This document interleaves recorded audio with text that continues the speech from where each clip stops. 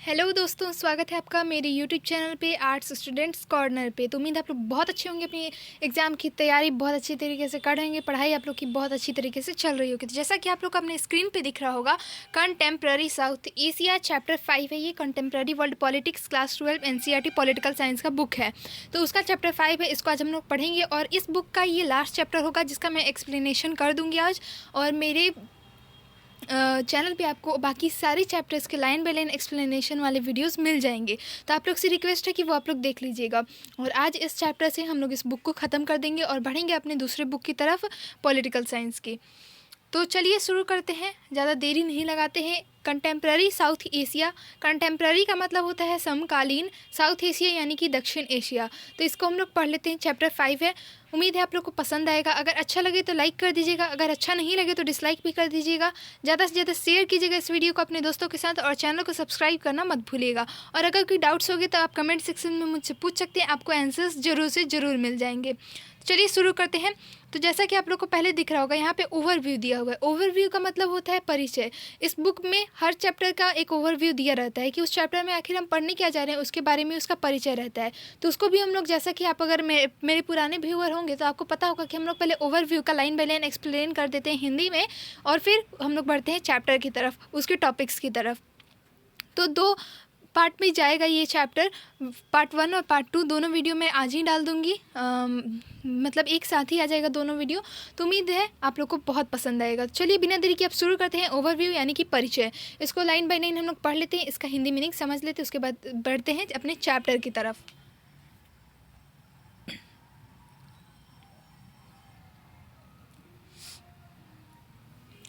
Overview का मतलब होता है परिचय। Let us shift our gaze from the larger global developments in the post cold war era to developments in our own region South Asia. आइए अब हम शीत युद्ध के दौर में विश्व के एक बड़े फलक पर हुए बदलावों से नजर हटाकर अपना ध्यान अपने क्षेत्र यानी दक्षिण एशिया की ओर मोड़ें। When India and Pakistan joined the club of nuclear powers, this region suddenly became the focus of global attention. तो 20वीं सदी के आखिरी सालों में जब भारत और पाकिस्तान ने खुद को परमाणु शक्ति संपन्न राष्ट्रों की बिरादरी में बैठा लिया तो यह क्षेत्र अचानक पूरे विश्व की नज़र में महत्वपूर्ण हो उठा। The focus was of course on the various kinds of conflicts in this region. There are pending border and water sharing disputes between the states of the region. स्पष्ट ही विश्व का ध्यान इस इलाके में चल रहे कई तरह के संघर्षों पर गया। इस क्षेत्र के देशों के बीच सीमा और नदी जल के बंटवारे को लेकर विवाद कायम है। Besides there are conflicts arising out of insurgency, ethnic strife and resource sharing. इसके अतिरिक्त विद्रोह, जातीय संघर्ष और संसाधनों के बंटवारे को लेकर होने वाले झगड़े भी हैं। This makes the region very turbulent. इन वजहों से दक्षिण एशिया का इलाका बड़ा संवेदनशील है और अनेक विशेषज्ञों का मानना है। At the same time, many people in South Asia recognize the fact that this region can develop and prosper if the states of the region cooperate with each other. In this chapter, we try to understand the nature of conflict and cooperation among different countries of the region. तो कुछ विशेषज्ञों का मानना है कि आज विश्व में यह क्षेत्र सुरक्षा के लिहाज से खतरे की आशंका वाला क्षेत्र है। साथ ही एक और बात है, इस इलाके के बहुत से लोग इस तथ्य की निशानदेही करते हैं कि दक्षिण एशिया के देश अगर आपस में सहयोग करें तो यह क्षेत्र विकास करके समृद्ध बन सकता है। इस अध्याय में हम दक्षिण एशिया के देशों के बीच मौजूद संघर्षों की प्रकृति और इन देशों के आपसी सहयोग को समझने की कोशिश करेंगे। Since much of this is rooted in or conditioned by the domestic politics of these countries, we first introduce the region and the domestic politics of some of the big countries in the region. दक्षिण Asia के देशों की घरेलू राजनीति से इन झगड़ों या सहयोग का मिजाज तय होता है अथवा वह इनके मूल है। इस वजह से अध्याय में पहले दक्षिण एशिया का परिचय दिया जाएगा और कुछ देशों की घरेलू राजनीति की चर्चा की जाएगी। चलिए हमारा ओवरव्यू यहाँ पे हो गया है। अब हम लोग बढ़ेंगे अपने चैप्टर की तरफ। चैप्टर का हमारा फर्स्ट टॉपिक है व्हाट इज साउथ एशिया, यानी कि दक्षिण एशिया क्या है, उसको हम लोग पढ़ेंगे। तो ये है हमारे चैप्टर का first topic, what is south Asia, यानी कि क्या है दक्षिण Asia. We are familiar with the gripping tension during an Indian-Pakistan match, India-Pakistan cricket match. Bharat और पाकिस्तान के बीच क्रिकेट मैच कितना तनावपूर्ण होता है हम यह बखूबी जानते हैं। We have also seen the goodwill and hospitality shown to visiting Indian and Pakistani fans by their host when they come to watch a cricket match.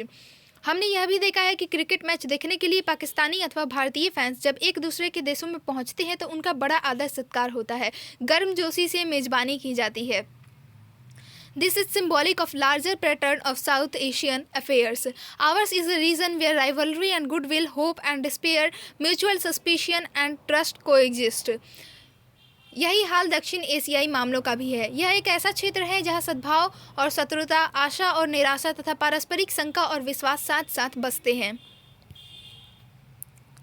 Let us begin by asking an elementary question. What is South Asia? शुरुआत हम एक बुनियादी सवाल से करें कि दक्षिण Asia क्या है। The expression South Asia usually includes the following countries: Bangladesh, Bhutan, India, the Maldives, Nepal, Pakistan and Sri Lanka. अमूमन बांग्लादेश, भूटान, भारत, मालदीव, नेपाल, पाकिस्तान और श्रीलंका को इंगित करने के लिए दक्षिण एशिया पद का व्यवहार किया जाता है। The mighty Himalayas in the north and the vast Indian Ocean, the Arabian Sea and the Bay of Bengal in the south, west and east respectively provide a natural insularity to the region, which is largely responsible for the linguistic, social and cultural distinctiveness of the subcontinent. उत्तर की विशाल हिमालय पर्वत श्रृंखला, दक्षिण का हिंद महासागर, पश्चिम का अरब सागर और पूरब में मौजूद बंगाल की खाड़ी से यह इलाका एक विशिष्ट प्राकृतिक क्षेत्र के रूप में नजर आता है। यह भौगोलिक विशिष्टता ही इस उपमहाद्वीपीय क्षेत्र के भाषाई, सामाजिक तथा सांस्कृतिक अनूठेपन के लिए जिम्मेदार है। The boundaries of the region are not as clear in the east and the west as they are in the north and the south.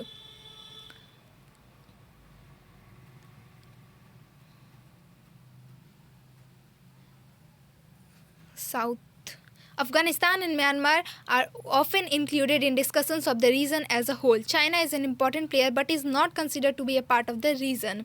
तो इस क्षेत्र की चर्चा में जब तब अफगानिस्तान और म्यांमार को भी शामिल कर लिया जाता है। चीन इस क्षेत्र का एक प्रमुख देश है, लेकिन चीन को दक्षिण एशिया का अंग नहीं माना जाता है। In this chapter, we shall use South Asia to mean the 7 countries mentioned above. Thus defined, South Asia stands for diversity in every sense and yet constitutes one geopolitical space. तो इस अध्याय में हम दक्षिण एशिया पद का इस्तेमाल उपर्युक्त 7 देशों के लिए करेंगे। इस तरह परिभाषित दक्षिण एशिया हर अर्थ में विविधताओं से पूरा भरा इलाका है, फिर भी भू राजनीतिक धरातल पर यह एक क्षेत्र है।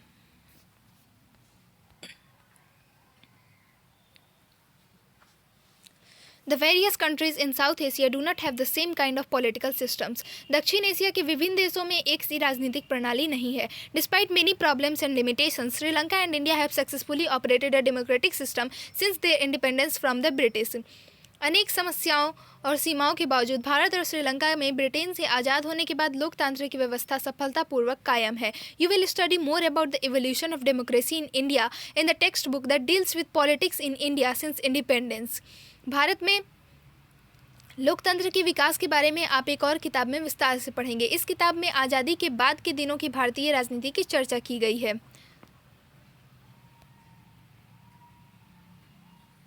You will study more about the evolution of democracy in India in the textbook that deals with politics in India since independence. It is of course possible to point out many limitations of India's democracy, but we have to remember the fact that India has remained a democracy throughout its existence as an independent country. The same is true of Sri Lanka.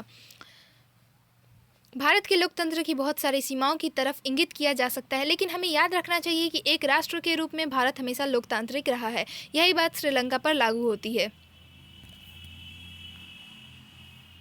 Pakistan and Bangladesh have experienced both civilian and military rulers, with Bangladesh remaining a democracy in the post-Cold War period. Pakistan और बांग्लादेश में लोकतांत्रिक और सैनिक दोनों तरह के नेताओं का शासन रहा है। शीत युद्ध के बाद के सालों में बांग्लादेश में लोकतंत्र कायम रहा। Pakistan began the post-Cold War period with successive democratic governments under Benazir Bhutto and Nawaz Sharif, respectively, but it suffered a military coup in 1999. Pakistan में शीत युद्ध के बाद के सालों में लगातार 2 लोकतांत्रिक सरकारें बनी। पहली सरकार बेनजीर भुट्टो और दूसरी नवाज शरीफ के नेतृत्व में कायम हुई, लेकिन इसके बाद 1999 में पाकिस्तान में सैनिक तख्तापलट हुआ। It has been run by a civilian government again since 2008. Till 2006, Nepal was a constitutional monarchy with the danger of the king taking over executive powers. 2008 में फिर से यहाँ लोकतांत्रिक शासन है। 2006 तक नेपाल में संवैधानिक राजतंत्र था और इस बात का खतरा बराबर बना हुआ था कि राजा अपने हाथ में कार्यपालिका की सारी शक्तियाँ ले लेगा। In 2008 the monarchy was abolished and Nepal emerged as a democratic republic. 2008 में राजतंत्र को खत्म किया और नेपाल एक लोकतांत्रिक गणराज्य के रूप में उभरा। From the experience of Bangladesh and Nepal we can see that democracy is becoming an accepted norm in the central region of South Asia. Bangladesh और नेपाल के अनुभवों के आधार पर हम कह सकते हैं कि पूरे दक्षिण एशिया में लोकतंत्र एक स्वीकृत मूल्य बन चला है।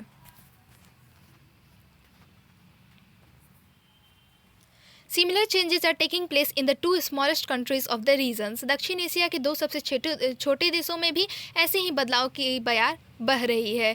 Bhutan became a constitutional monarchy in 2008. Bhutan 2008 में संवैधानिक राजतंत्र बन गया। Under the leadership of the king, it emerged as a multi-party democracy. राजा के नेतृत्व में यह बहुदलीय लोकतंत्र के रूप में उभरा। The Maldives, the other island nation, was a sultanate till 1968 when it was transformed into a republic with a presidential form of government. दूसरा द्वीपीय देश मालद्वीप 1968 तक सल्तनत हुआ करता था। 1968 में यह एक गणतंत्र बना और यहाँ शासन की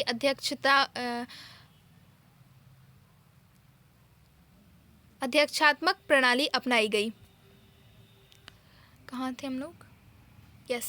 In June 2005, the Parliament of the Maldives voted unanimously to introduce a multi-party system. The Maldivian Democratic Party (MDP) dominates the political affairs of the island. The MDP won the 2018 elections.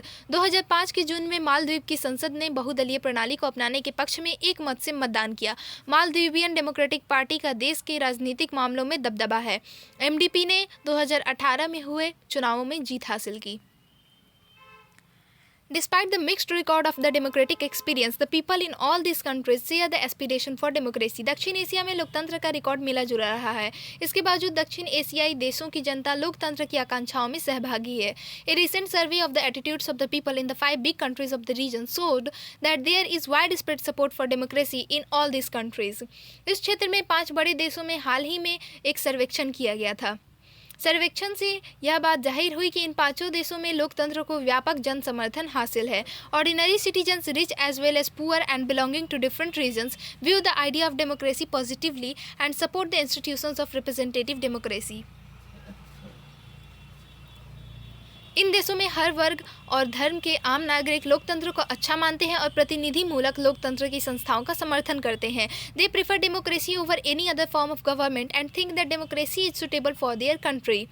इन देशों के लोग शासन की किसी और प्रणाली की अपेक्षा लोकतंत्र को वरीयता देते हैं और मानते हैं कि उनके देश के लिए लोकतंत्र ही ठीक है। These are significant findings for it was earlier believe that democracy could flourish and find support only in prosperous countries of the world. ये निष्कर्ष बड़े महत्वपूर्ण है क्योंकि पहले से माना जाता रहा है कि लोकतंत्र सिर्फ विश्व के धनी देशों में फल फूल सकता है।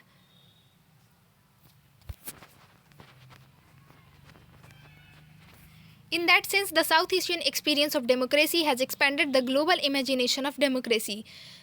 इस लिहाज से देखें, दक्षिण एशिया में के लोकतंत्र के अनुभवों से लोकतंत्र की वैश्विक कल्पना का दायरा बढ़ा है। Let us look at the experience of democracy in each of the 4 big countries of the region other than India. आइए हम देखें कि भारत को छोड़ के दक्षिण एशिया के अन्य 4 बड़े देशों में लोकतंत्र का अनुभव कैसा रहा। तो अब हम लोग बढ़ते हैं अपने नेक्स्ट टॉपिक की ओर, जो कि है द मिलिट्री एंड डेमोक्रेसी इन पाकिस्तान। तो ये भारत को छोड़ के हम 4 बड़े देशों के बारे में पढ़ेंगे। तो अभी हम लोग पढ़ेंगे पाकिस्तान के बारे में। पाकिस्तान में सेना और लोकतंत्र।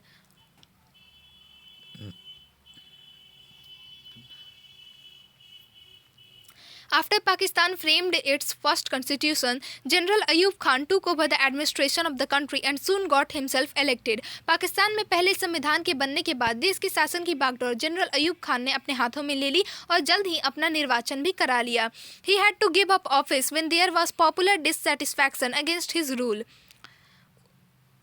उनके शासन के खिलाफ जनता का गुस्सा भड़का और ऐसे में उन्हें अपना पद छोड़ना पड़ा। This gave way to a military takeover once again under General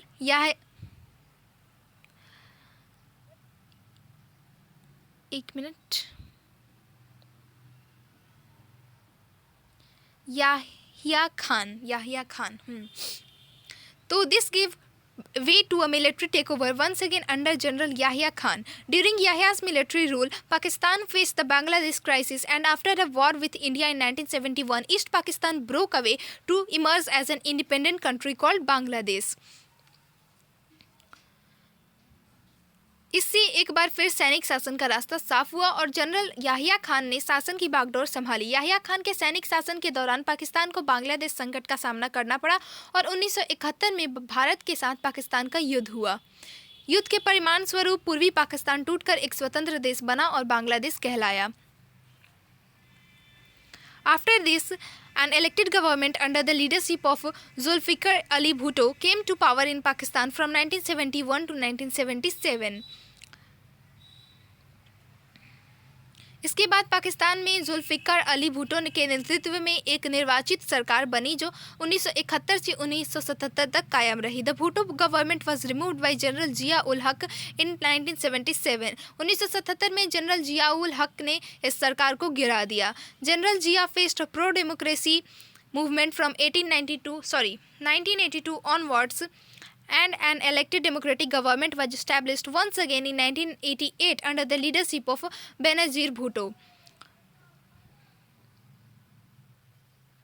1982 के बाद जनरल जियाउल हक को लोकतंत्र समर्थक आंदोलन का सामना करना पड़ा और 1988 में एक बार फिर बेनजीर भुट्टो के नेतृत्व में लोकतांत्रिक सरकार बनी. In the period that followed Pakistani politics centred around the competition between her party, the Pakistan People's Party and the Muslim League.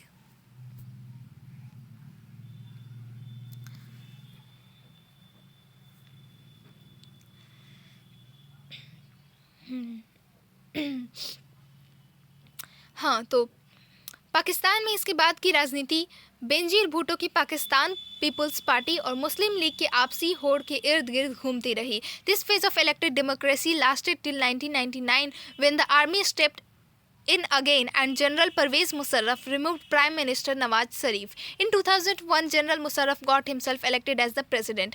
Pakistan continued to be ruled by the army, though the army rulers have held some elections to give their rule a democratic image. Since 2008, democratically elected leaders have been ruling Pakistan. तो निर्वाचित लोकतंत्र की यह अवस्था 1999 तक कायम रही. 1999 में एक बार फिर से सेना ने दखल दी और जनरल परवेज मुशर्रफ ने प्रधानमंत्री नवाज शरीफ को हटा दिया.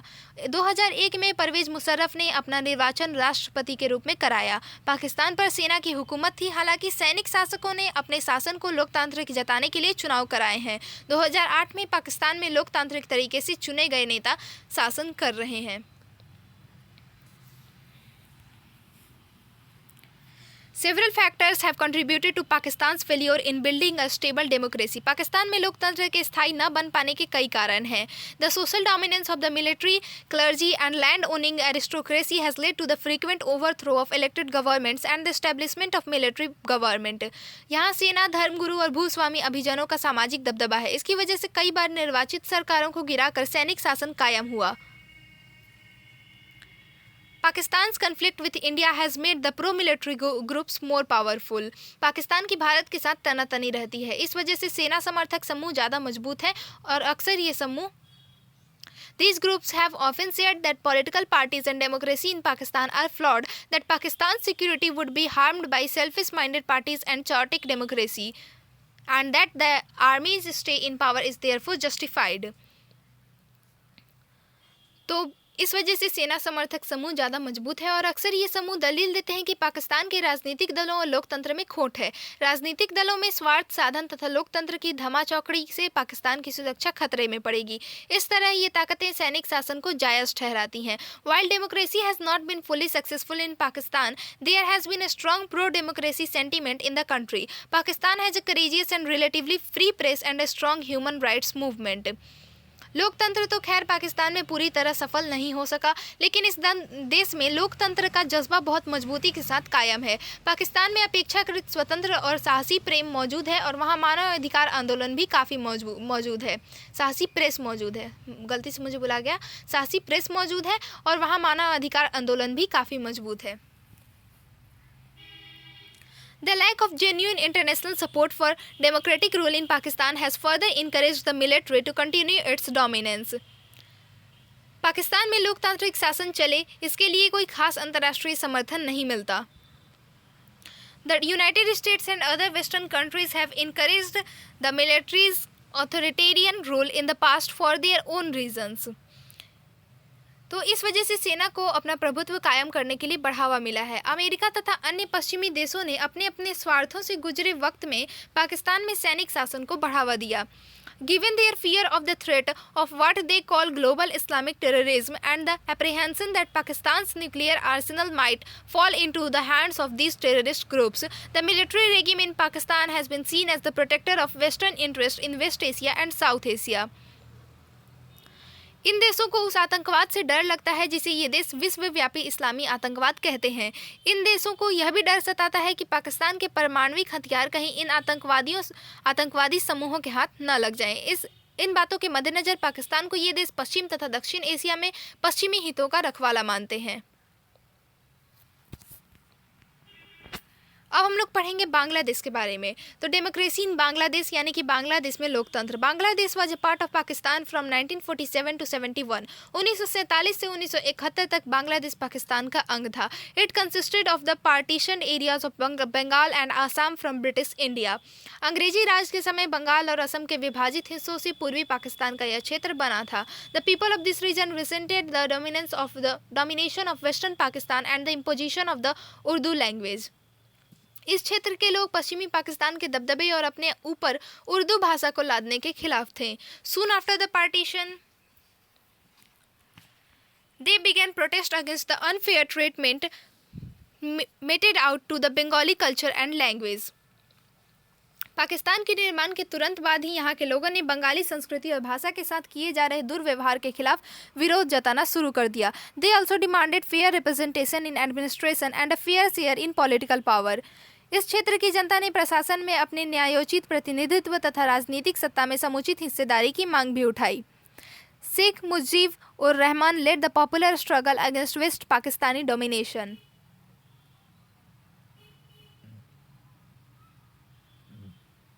शेख मुजीबुर रहमान के नेतृत्व वाली आवामी लीग को 1970 के चुनावों में पूर्वी पाकिस्तान की सारी सीटों पर विजय मिल गई.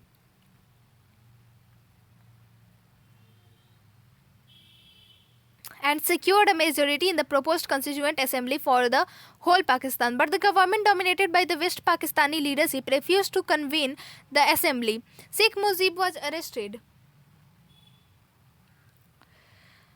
आवामी लीग को संपूर्ण पाकिस्तान के लिए प्रस्तावित संविधान सभा में बहुमत हासिल हो गया, लेकिन सरकार पर पश्चिमी पाकिस्तान के नेताओं का दबदबा था और सरकार ने इस सभा को आहूत करने से इनकार कर दिया. शेख मुजीब को गिरफ्तार कर लिया गया. Under the military rule of general Yahya Khan, the Pakistani army tried to suppress the mass movement of the Bengali people.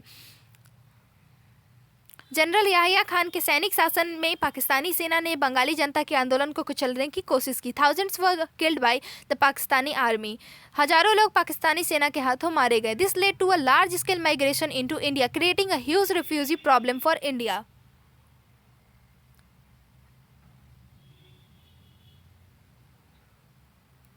इस वजह से पूर्वी पाकिस्तान से बड़ी संख्या में लोग भारत पलायन करने लगे. भारत के सामने इन शरणार्थियों को संभालने की समस्या आन खड़ी हुई. The government of India supported the demand of the people of East Pakistan for their independence and helped them financially and militarily. This resulted in a war between India and Pakistan in December 1971 that ended in the surrender of the Pakistani forces in East Pakistan and the formation of Bangladesh as an independent country. Bharat की सरकार ने पूर्वी पाकिस्तान के लोगों की आज़ादी की मांग का समर्थन किया और उन्हें वित्तीय और सैन्य सहायता दी. इसके परिणाम स्वरूप 1971 में भारत और पाकिस्तान के बीच युद्ध छिड़ गया. युद्ध की समाप्ति पूर्वी पाकिस्तान में पाकिस्तानी सेना के आत्मसमर्पण तथा एक स्वतंत्र राष्ट्र बांग्लादेश के निर्माण के साथ हुई.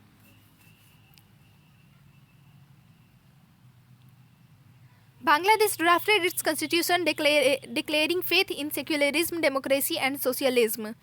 बांग्लादेश ने अपना संविधान बनाकर उसमें अपने को एक धर्मनिरपेक्ष, लोकतांत्रिक तथा समाजवादी देश घोषित किया. However, in 1975, Sheikh Mujib got the constitution amended to shift from the parliamentary to presidential form of government. बहरहाल 1975 में शेख मुजीबुर रहमान ने संविधान में संशोधन कराया और संसदीय प्रणाली की जगह अध्यक्षात्मक शासन प्रणाली को मान्यता मिली। He also abolished all parties except his own, the Awami League. Sheikh Mujib ने अपनी पार्टी अवामी लीग को छोड़कर अन्य सभी पार्टियों को समाप्त कर दिया। This led to conflicts and tensions. In a dramatic and tragic development, he was assassinated in the military uprising in August 1975. इससे तनाव और संघर्ष की स्थिति पैदा हुई। 1975 के अगस्त में सेना ने उनके खिलाफ बगावत कर दी और इस नाटकीय तथा त्रासद घटनाक्रम में शेख मुजीब सेना के हाथों मारे गए। The new military ruler Ziaur Rahman formed his own Bangladesh National Party and won elections in 1979.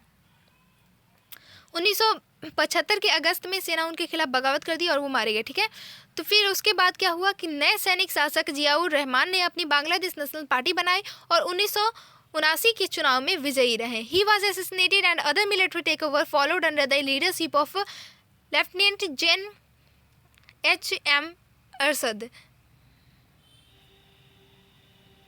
इरशाद। तो फिर जियाउर रहमान की हत्या हुई और लेफ्टिनेंट जनरल H.M. इरशाद के नेतृत्व में बांग्लादेश में एक और सैनिक शासन ने बागडोर संभाली। The people of Bangladesh soon rose in support of the demand for democracy. Students were in the forefront. Irsad was forced to allow political activity on a limited scale. He was later elected as president for 5 years. Mass public protest made Irsad step down in 1990. Elections were held in 1991. Since then, representative democracy based on multi-party elections has been working in Bangladesh. लेकिन बांग्लादेश की जनता जल्द ही लोकतंत्र के समर्थन में उठ खड़ी हुई। आंदोलन में छात्र आगे आगे चल रहे थे। बाध्य होकर जनरल इरशाद ने एक हद तक राजनीतिक गतिविधियों की छूट दी। इसके बाद के समय में जनरल इरशाद 5 सालों के लिए राष्ट्रपति निर्वाचित हुए। जनता के व्यापक विरोध के आगे झुकते हुए लेफ्टिनेंट जनरल इरशाद को राष्ट्रपति का पद 1990 में छोड़ना पड़ा। 1991 में चुनाव हुए। इसके बाद से बांग्लादेश में बहुदलीय चुनावों पर आधारित प्रतिनिधिमूलक लोकतंत्र कायम है। अब हम लोग पढ़ेंगे अपनी थर्ड कंट्री की तरफ यानी कि monarchy and democracy in Nepal, यानी कि नेपाल में राजतंत्र और लोकतंत्र। Nepal was a Hindu kingdom in the past and then a constitutional monarchy in the modern period for many years. Nepal अतीत में एक हिंदू राज्य था, फिर आधुनिक काल में कई सालों तक यहाँ संवैधानिक राजतंत्र रहा। Throughout this period, political parties and the common people of Nepal have wanted a more open and responsive system of government.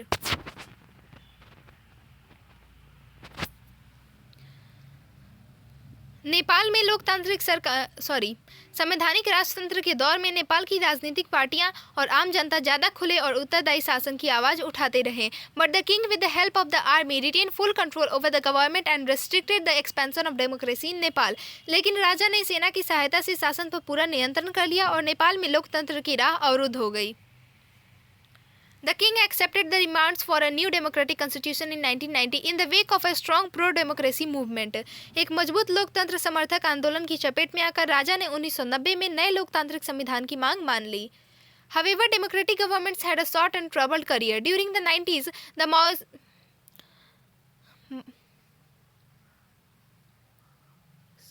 Maoists of Nepal were successful in spreading their influence in many parts of Nepal. They believe in armed insurrection against the monarch and the ruling elite. Nepal में लोकतांत्रिक सरकारों का कार्यकाल बहुत छोटा और समस्याओं से भरा रहा। 1990 के दशक में नेपाल में माओवादी नेपाल के अनेक हिस्सों में अपना प्रभाव जमाने में कामयाब हुए। माओवादी राजा और सत्ताधारी अभिजन के खिलाफ सशस्त्र विद्रोह करना चाहते थे।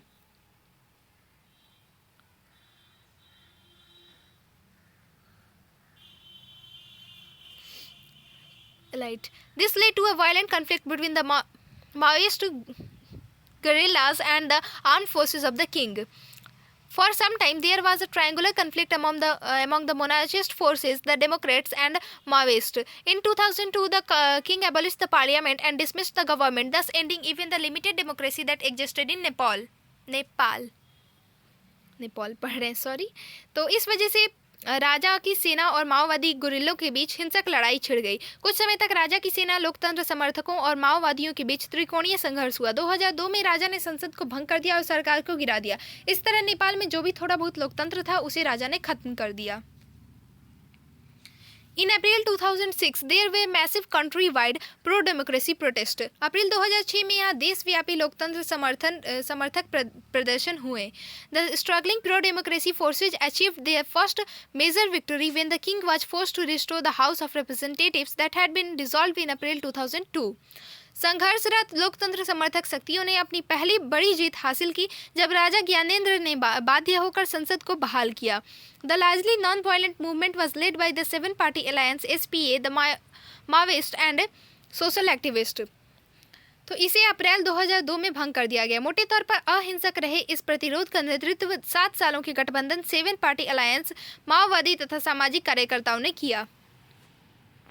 Nepals transition to democracy is almost complete.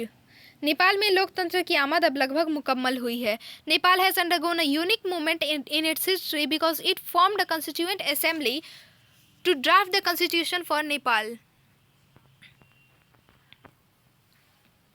Nepal अपने इतिहास में एक अद्वितीय दौर से गुजर रहा था. नेपाल का संविधान लिखने के लिए वहां संविधान सभा का गठन हुआ.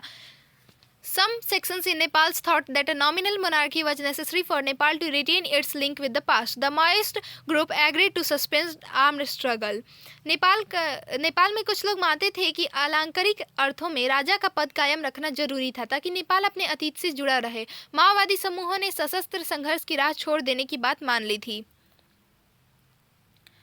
They wanted the constitution to include the radical programs of social and economic restructuring. All the parties in the SPA did not agree with this program. The Maoist and some other political groups were also deeply suspicious of the Indian government and its role in the future of Nepal. In 2008, Nepal became a democratic republic after abolishing the monarchy. In 2015, it adopted a new constitution. माओवादी समूहों ने सशस्त्र संघर्ष की राह छोड़ देने की बात मान ली थी. माओवादी चाहते थे कि संविधान में मूलगामी सामाजिक आर्थिक पुनर्रचना के कार्यक्रमों को शामिल किया जाए. 7 दलों के गठबंधन में शामिल हर एक दल को यह बात स्वीकार नहीं थी. माओवादी और कुछ अन्य राजनीतिक समूह भारत की सरकार और नेपाल के भविष्य में भारतीय सरकार की भूमिका को लेकर बहुत शंकित थे. 2008 में नेपाल राजतंत्र को खत्म करने के बाद लोकतांत्रिक गणराज्य बन गया और 2015 में नेपाल ने नया संविधान अपनाया. तो अब हमारा नेक्स्ट टॉपिक है एथनिक कन्फ्लिक्ट एंड डेमोक्रेसी इन श्रीलंका, यानी कि श्रीलंका में जातीय संघर्ष और लोकतंत्र. तो इसको हम लोग पढ़ेंगे नेक्स्ट वीडियो में. तब तक के लिए स्टे ट्यून्ड. और अगर आपको अच्छा लगा तो लाइक कर दीजिएगा, ज़्यादा से ज़्यादा शेयर कीजिएगा इस वीडियो को और चैनल को सब्सक्राइब करना मत भूलिएगा. मिलते हैं नेक्स्ट वीडियो में नए टॉपिक्स के साथ.